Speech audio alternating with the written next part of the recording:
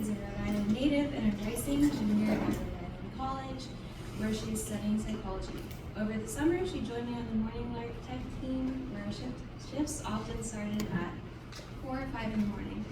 No matter how early it was, Orli always showed up with a positive attitude and impressive willingness to contribute wherever needed. It's been a true pleasure to work with her and witness her growth throughout the summer, and I look forward to seeing what she does next. Please welcome Orli.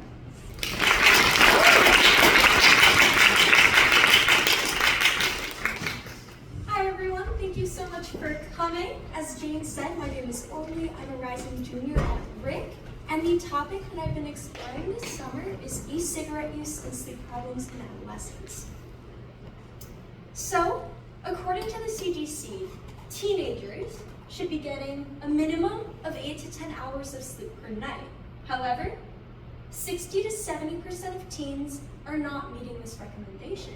So, with that being said, what happens to teenagers who aren't meeting this recommendation? So, as we've heard in some other talks, there are a variety of negative effects, but the one that I'll be focusing on is increased risk-taking behaviors. Specifically, substance use.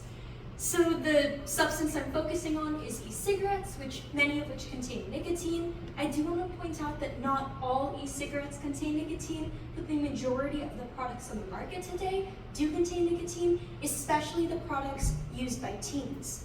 Nicotine is a stimulant that is psychoactive and highly addictive. It increases alertness, wakefulness, attention, and focus. These are all effects that you would not want when you're trying to get a good night's sleep. It would be like drinking a cup of coffee right before bed.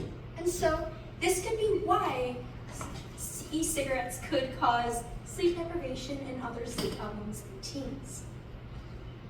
How exactly are sleep problems and e-cigarette use related?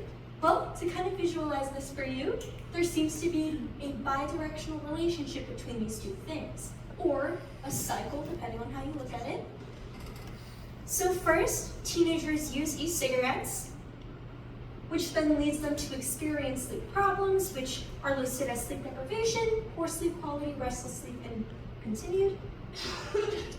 And when teens are sleep deprived, they are more likely to take those risk-taking behaviors and use substances such as e-cigarettes. In 2019, a study found that teens who used e-cigarettes, combustible cigarettes, and teens who use both products reported greater sleep complaints compared to teenagers who use neither product. To categorize sleep complaints, this study looked at bad dreams, restless sleep, and falling asleep during the day.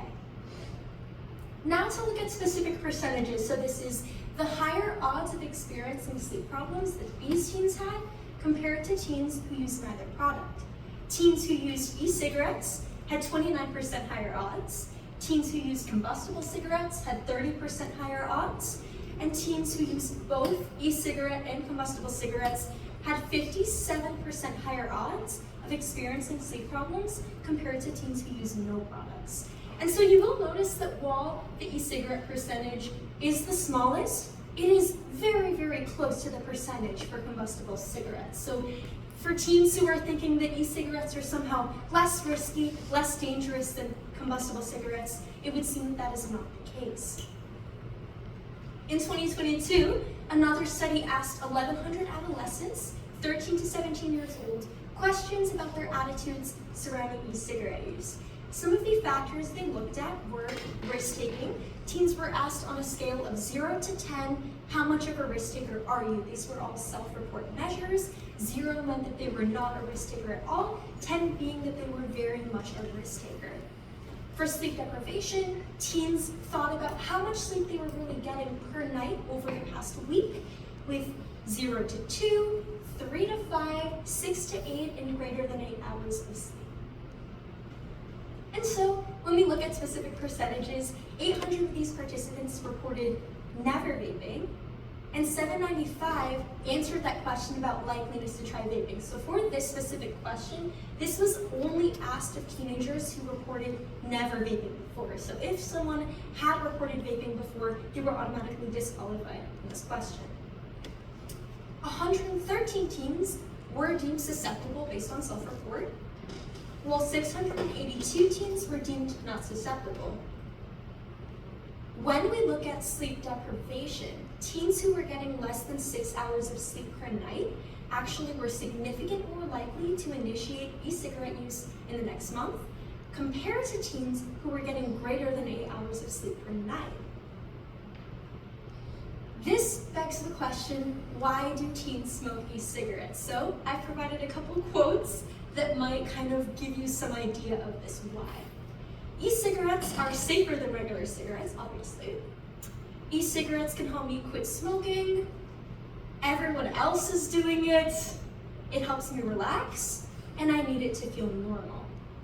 These quotes, which I've kind of paraphrased, could all be summed up in a couple key contributing factors.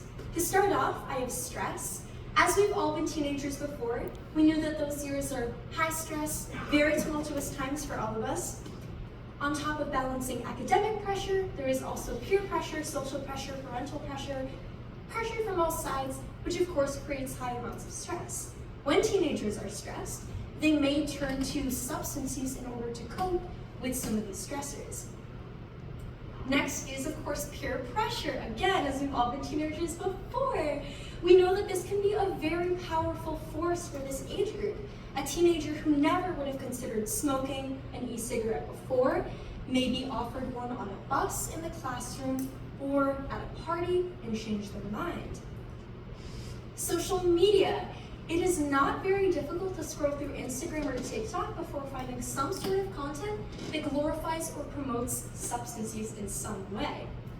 Of course, advertising plays a big role. This is an actual Juul Pod ad.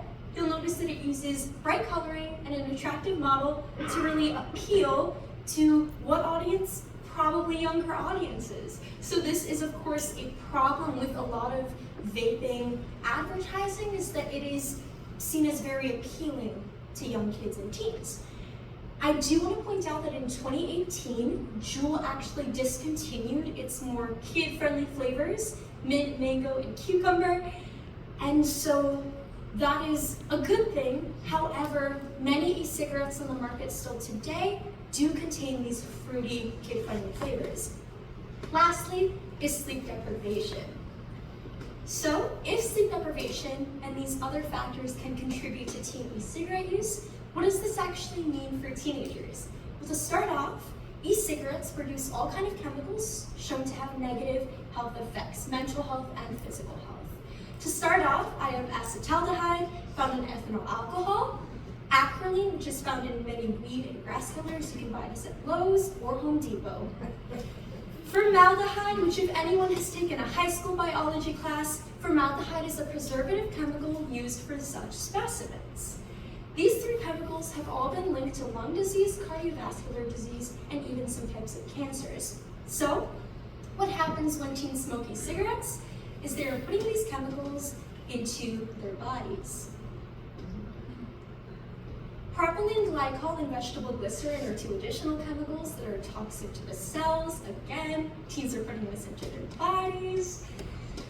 And of course, nicotine, which as I mentioned before, is highly addictive, psychoactive, stimulant, just like caffeine. It is meant to keep you up, keep you alert and focused. And so what are some of the other ways that e-cigarettes can actually affect physical and mental health? So teen minds are, of course, in a very sensitive period developmentally. Substance use has been shown to affect many areas of the developing teen brain, from cognitive executive function, which does relate to a lot of decision making, working memory, reward processing, which of course relates to addiction, emotional regulation, and motivated behavior. So what happens when these brain alterations persist in adulthood? This could lead to struggles with lifelong addiction. And so, it is important to consider how sleep deprivation can increase teen substance use and teen e-cigarettes. But it's also important to consider how that e-cigarette use can affect sleep. So that's that bidirectionality. But it is important to remember that this could also be thought of as a cycle, where teens struggle to sleep, and then that leads them to want to take those risks use the substances, and then from using those substances, this affects their sleep. So that is how the cycle is created. So when we look at efforts for prevention and intervention, it is important to promote good sleep health, good sleep hygiene, but also spread awareness about the risks of these substances and how dangerous they can really be for teens. So whether you refer to them as e-cigs, vapes, vape pens, or ends, it is important to remember just how dangerous e-cigarettes can be for sleep and other areas of teen health. And then when it comes to e-cigarettes, the lesser of two evils is still evil. Thank you very much.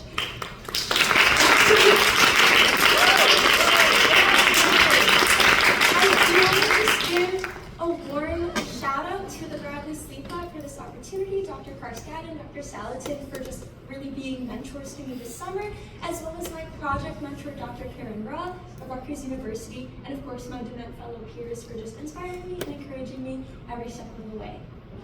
Thank you so much.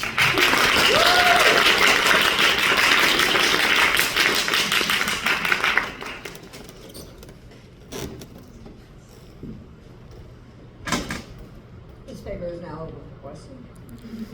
Hi, go ahead. Hi, Orli. Fantastic talk. I just wanted to say you are a beautiful, beautiful speaker. I didn't have a question really about the what you presented, but more like in a personal aspect. What got you interested in e-cigarettes with teens? Like, what motivated you? What inspired you to pick that topic? Yeah, so that's a really good question. Kusa kind of asked like what got me into this specific field of interest in looking at e-cigarettes in teens, and so I have a very deep interest in working with teens in my future practice. So my interest is really focusing on clinical child and adolescent psychology. So I figure that teen substance use is a very prevalent issue, the same way that teen sleep issues are a very prevalent issue. So I was kind of curious about that combination. So that would sort of be my motivation for why I chose to look into this topic, was that those two issues are very prevalent and important, and so I wanted to sort of spread awareness about both of them at the same time. Yes? Just in any of the studies you looked at, did any of them control for caffeine at all? Because I know like high school is around when like caffeine gets really normalized, you're getting very little sleep.